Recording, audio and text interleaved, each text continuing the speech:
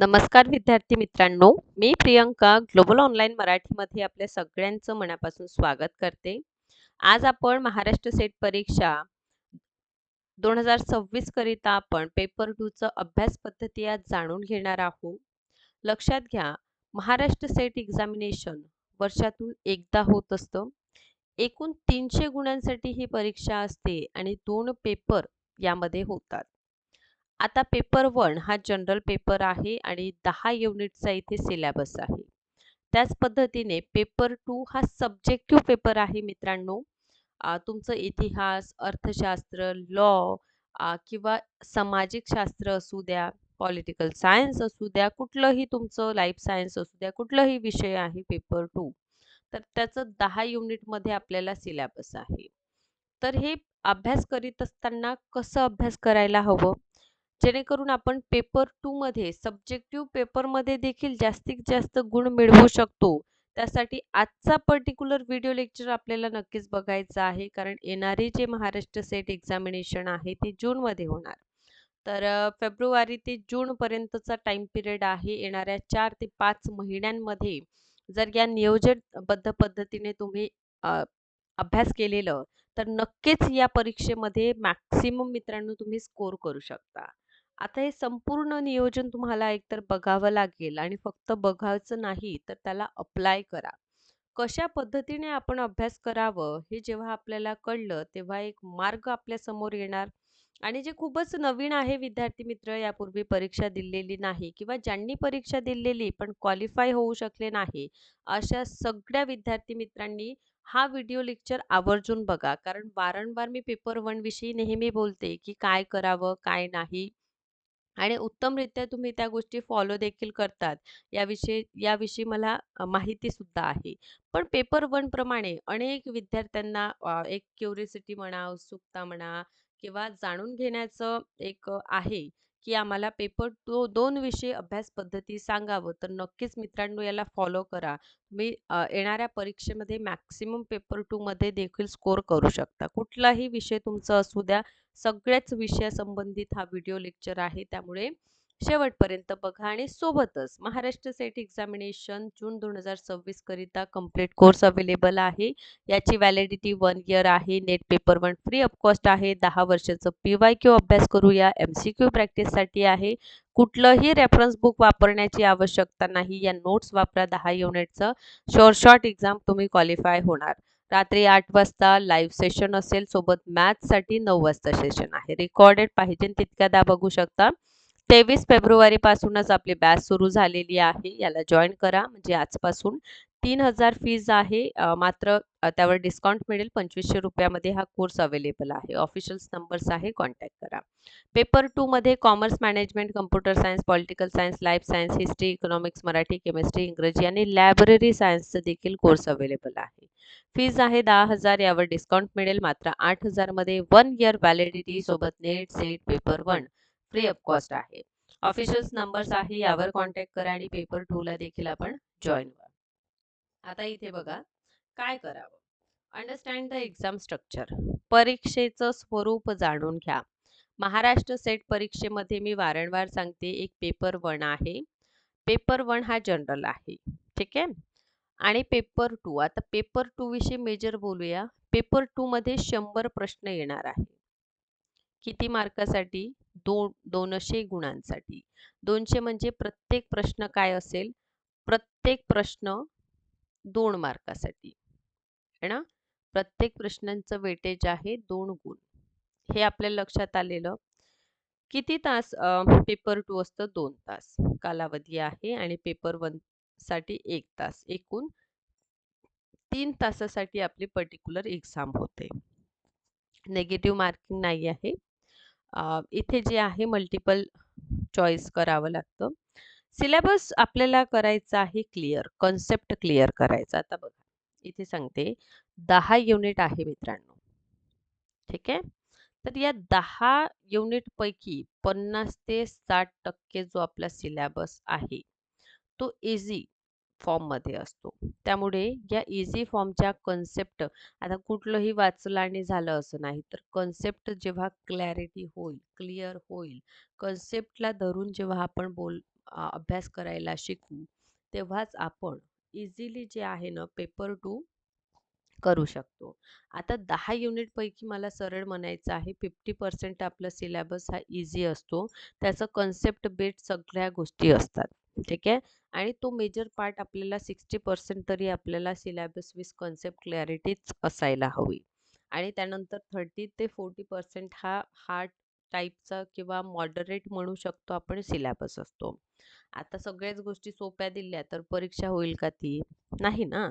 त्यामुळे सिलॅबसचं स्वरूप आपण जेव्हा जाणून घेतलेलं, तर एक गोष्ट लक्षात आलेली, की 50% तर सिलॅबस आपला शॉर्ट ईझी आहे. ठीक? बरं. सेकंड स्टेप सिलॅबस डाउनलोड करा. सिलॅबस किती आहे? 10 घटकांवर आधारित तुमचा सिलॅबस आहे. ठीक आहे? बरं. 10 घटकांवर जर सिलॅबस आहे, तर त्याला करून द्या इक्वल डिवाइड 4 पार्टमध्ये. 4 to 5 पार्टमध्ये केलं तरी चालेल. ठीक आहे. आता याला 4 ते 5 पार्टात जर डिवाइड केलं, ठीक आहे. तर असं समजा तुम्ही 3 युनिट, ठीक आहे. बरं 2-2 युनिटचं घटक घ्या, कारण तुम्हाला आणखीनच कन्फ्युजन होऊ नये. 5 पार्ट करा 10 युनिटचं, 2-2 घटक असं करा. ठीक आहे.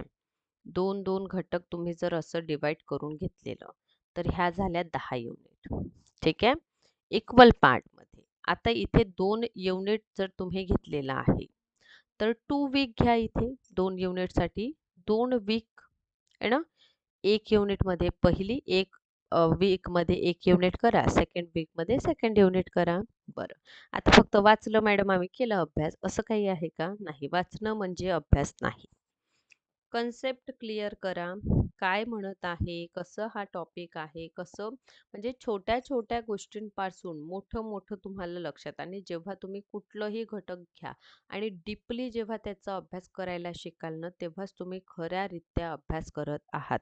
हे तुम्हाला आणि तेवढं इंटरेस्टसुद्धा तुम्हाला यायला लागेल. ठीक आहे? बरं. हे तुम्हाला कळलं कसं करायचं आहे. बरं. त्यानंतर काय करायचं, हे एक युनिट तुम्ही अभ्यास करीत आहे ॲज वेल ॲज त्याच्या नोट करायला सुरुवात करून द्या. कारण सरतेशेवटी काय असतं, एवढं मोठं जेव्हा अभ्यास आपण टार्गेट करीत असतो, कारण पहा पेपर 2चं सिलॅबस वास्ट आहे. मोठा असा सिलॅबस आहे आणि विद्यार्थी खूप गोंधळून जात असतात. काय करावं, कसं करावं, कशा पद्धतीने करावं, आम्हाला नाही जमत आहे, मग आम्ही इतक्या युनिट स्किप केल्या. अशा भरपूर गोष्टी जे आहे ना, आता तर काही नाही, पण जेव्हा एक्झामिनेशनला 1 महिना राहून जातो, त्यावेळी विद्यार्थी मित्र खूप जास्त असे फ्रस्ट्रेटेड होऊन जातात, की काय करावं? आणि त्यामुळे तुम्हा सगळ्यांना सांगणं आहे, की तुमच्यावर ह्या परिस्थिती येऊ नये. त्यामुळे तुम्ही काय करा, 1 युनिट अभ्यास केली त्याला नोट डाउन करायला शिका. नोट डाउन करत असताना काय सगळंच लिहत बसणं म्हणजे नोट्स काढणं नाही. नोट्स म्हणजे शॉर्टमध्ये सारांश. म्हणजे एखादी डेफिनेशन आहे, महत्त्वाची आहे, त्याला नोट डाउन करा. थेरिकल पार्ट जे आहे त्याला समराईज करून घ्या. एखादी स्कॉलरविषयी लिहिताना किंवा एखादी फॉर्म्युला लिहत आहे, तर अशा गोष्टी नोट्समध्ये इन्क्लूड करावं लागतं. बरं. Solve P-Y-Q. कुठलाही आता पहा, हा सिलॅबस काढलं, तर त्याचं पी-वाय-क्यू काढून घ्या. आपण 6 ते 5 ते 6 वर्षाचं पी-वाय-क्यू अभ्यास करणं गरजेचं आहे. Previous years question of each completed unit. म्हणजे काय करायचं बा?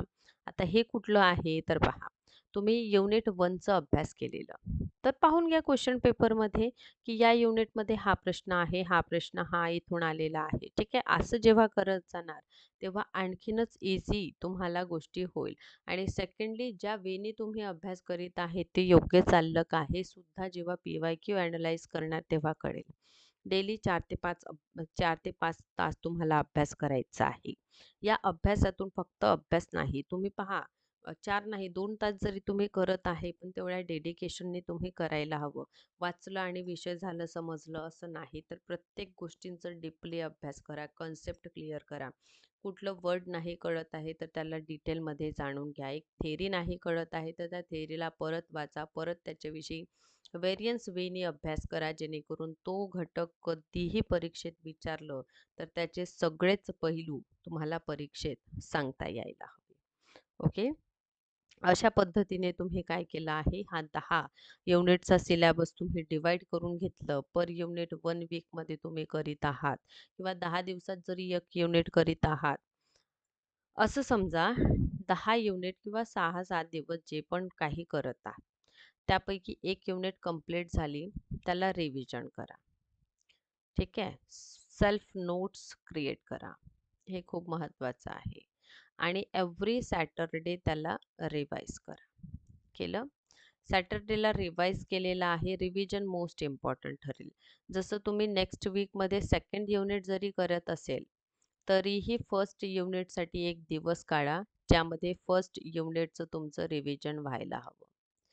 कारण ते काय म्हणतात, समोर जेव्हा आपण जात असतो, तेव्हा मागचं सिलॅबस तिथे सोडून जात असतो आणि तेच गोष्टी तिथं विसरत असतो.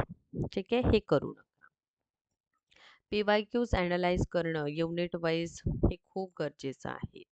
कारण पी-वाय-क्यू तुमच्या एक्झामिनेशनमध्ये पी-वाय-क्यू टॉपिक्स आणि त्याला ॲनलाईज करणं एवढं मेजर रोल प्ले करतं. कारण भरपूर टॉपिक सिमिलरली विचारलं जातात. तेच प्रश्नही भरपूरदा येतात. म्हणजे रिपीटेड फॉर्ममध्ये प्रश्नसुद्धा तेवढ्याच जास्त प्रमाणात विचारतात आणि सोबतच कोरिलेटेड म्हणजे तोच टॉपिक विचारेल पण त्याचं नेक्स्ट पैलू विचारेल अशा प्रकारचं. आणि हे सगळं जेव्हा कंप्लीट होत आलं तर डेली MCQ प्रॅक्टिस करा. अगोदर सिलॅबस कंप्लीट करा. अगोदर थेरिकल पार्ट बघा. हा जेव्हा होईल तेव्हाच तुम्ही इथे वळू शकता. कारण थेरीच माहीत नाही तर कुठलं प्रश्न सोडवाल.